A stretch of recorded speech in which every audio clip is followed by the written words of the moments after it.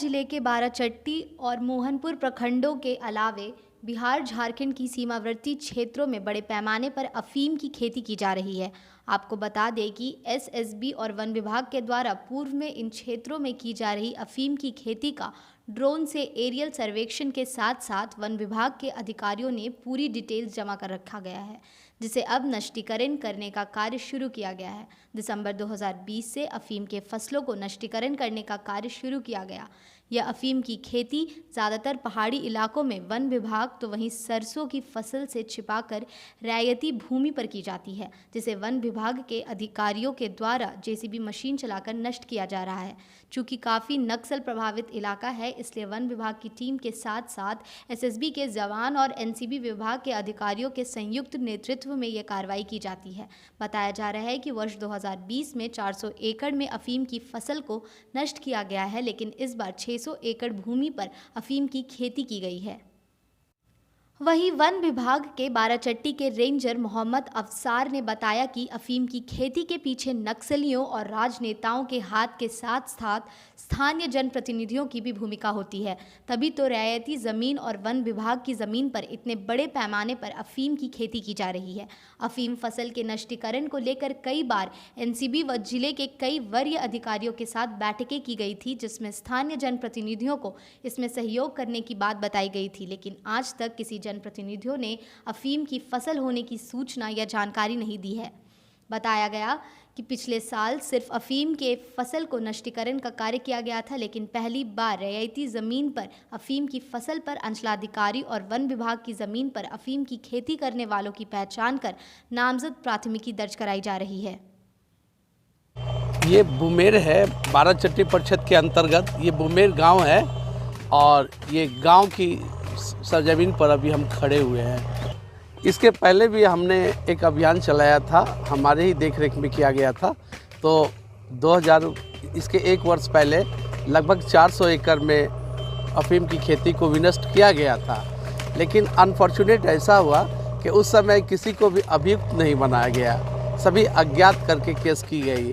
लेकिन इस बार जो डीएम महोदय हैं उनके द्वारा जो मीटिंग की गई, तो इसमें यह निर्णय लिया गया कि जो रैयती ज़मीन है उसमें अंचलाधिकारी द्वारा बाय नेम अभियुक्त को बनाया जाएगा, ताकि इसकी खेती पर रोकथाम की जाए, और जो जंगल की ज़मीन में उसमें वन विभाग के पदाधिकारी बाय नेम्ड अभियुक्त बनाए। क्योंकि जब तक एक्यूज के विरुद्ध में प्राथमिकी दर्ज नहीं की जाएगी, तब तक इसकी खेती का कारोबार रुकेगा नहीं। हमारे पास वो लगभग 12-14 की संख्या में ट्रैकर हैं जो हमको गुप्त सूचना देते हैं, और फिर हम फिजिकल साइट का वेरिफिकेशन करते हैं, और जब गोपनीय ढंग से हम देख लेते हैं, फिर एक चार्ट हम बनाते हैं, प्रोग्राम फिक्स करते हैं, फिर एसएसबी थाना और नारकोटिक्स की सहायता से इस काम को अंजाम देते हैं। ड्रोन सर्वेक्षण तो हम कराते हैं, लेकिन वो करीब 2 माह पूर्व किए थे। उस समय थोड़ा सा कन्फ्यूजन हो जाता है हम लोगों को कि आलू की खेती है या अफीम की खेती है, क्योंकि दोनों सिमिलर टाइप का लगता है। लेकिन जो फिजिकल हम अपनी आंख से देखते हैं वो बहुत प्रैक्टिकल, वो सही शुद्ध होता है, और उसी के अनुसार हम कार्य करते हैं। इसमें तो निश्चित रूप से कुछ माओवादी लोगों का भी हाथ है और कुछ राजनेताओं का भी संरक्षण प्राप्त है, वरना इतना निर्भीक होके खुलेआम ये अफीम की खेती नहीं करते। ये अभी लगभग हमें जो मेरा अपना जो सही आकलन है, लगभग 600 एकड़ में अफीम की खेती लगाई गई है। लगभग 200 एकड़ हमने विनष्ट कर दिया है। 400 एकड़ है जो बहुत नक्सल प्रभावित क्षेत्र में है, जिसके लिए हम टीम संगठित कर रहे हैं, और बहुत आने वाले 1 सप्ताह के अंदर उसको विनष्ट करके ही दम लेंगे हम। ये सुबह हम लोग निकलते हैं और शाम तक एक क्षेत्र में करने में शाम तक का समय लग जाता है। 2-3 जेसीबी मशीन रहती है, फिर हमारे ट्रैकर्स लोग रहते हैं। जहाँ पर दलदली ज़मीन रहती है वहाँ पर स्टिक से अफीम को नष्ट करते हैं, और जहाँ पर मशीन चलती है वहाँ पर मशीन से नष्ट करते हैं। ये हम लोग अपना प्रोटेक्शन के ख्याल से रेगुलर नहीं करते हैं, थोड़ा सा इंटरवल करते हैं, और जब कब हम योजना बना रहे हैं इसकी जानकारी मैं अपने तौर पर किसी विभाग को नहीं देता हूँ। ये एक बहुत बड़ा नेक्सस है। जो किसान या जो लोग खेती करते हैं उनको तो चंद पैसा मुआवजा मिलता है, फिर उसके बीच का लोग है जो उसको फिर दूसरे तीसरे कई चैनल है, उस हिसाब से ये लोग नेक्सस है। जो अफीम की खेती को रेगुलेट करता है। कि एक तो हमारा जीटी रोड पर जो लाइन होटल थी जिसको हम लोगों ने ध्वस्त किया, तो कुछ लाइन होटल से भी या कुछ चतरा, इसका माल कुछ चतरा पार कर जाता है झारखंड की सीमा में।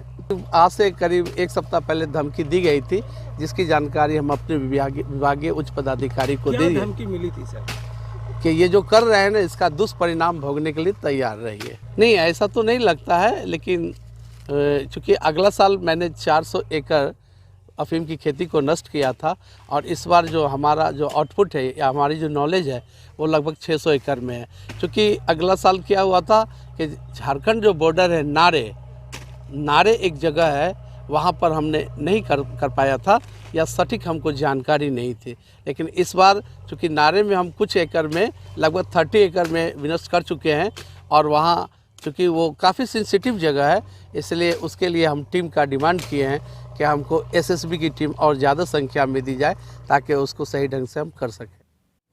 ज्ञात हो कि कम समय में अन्य फसलों की अपेक्षा में लाखों रुपए प्रति किलो बिकने वाली अफीम की पैदा हो जाता है, जिसमें नक्सलियों की आर्थिक स्थिति और मजबूत होती है। राजनेताओं और नक्सलियों के द्वारा ग्रामीणों को लोभ देकर यह खेती को करवाते हैं। बताया गया कि जंगली इलाके और नेशनल हाईवे से जुड़े होने के कारण इसकी तस्करी आसानी से एक राज्यों से दूसरे राज्यों में की जाती है। गया से अजीत कुमार के साथ पंकज डबली की रिपोर्ट।